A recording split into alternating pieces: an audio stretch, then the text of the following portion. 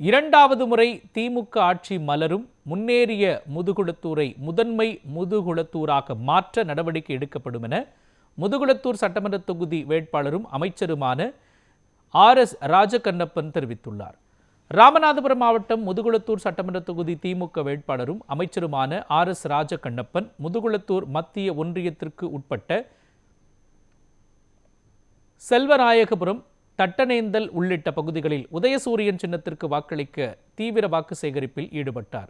அப்போது செல்வநாயகபுரம் கிராமத்திற்கு வருகை தந்த அமைச்சர் RS ராஜகண்ணப்பனுக்கு கிராமத்தினர் மேளதாளம் முழங்க, பட்டாசு வெடித்து, குலவையிட்டு, கும்பம் ஆரத்தி எடுத்து உற்சாக வரவேற்பு அளித்தனர்.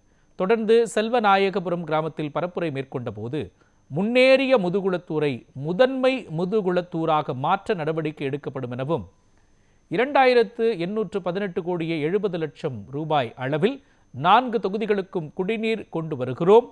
மேலும் கடுகு சந்தை, கமுதி உள்ளிட்ட பகுதிகளில் தொழிற்சாலைகளை அமைத்து 4000 பேருக்கு வேலை கொடுத்து அனைத்து சமுதாய மக்களும் ஒன்றாக வாழக்கூடிய அளவில் ஏற்பாடு செய்ய உள்ளோம் எனவும் தெரிவித்தார். இதனைத் தொடர்ந்து பேசிய அவர், இங்கே இரண்டாவது முறை திமுக ஆட்சி மலரும், சமுதாய வேறுபாடு இல்லாமல் ஒத்துழைப்பு தர வேண்டும் என பரப்புரை மேற்கொண்டார். கடுகு சந்தையில் ஒரு மில்லு போடுறேன். முன்னேறிய முதுகுளத்தூர்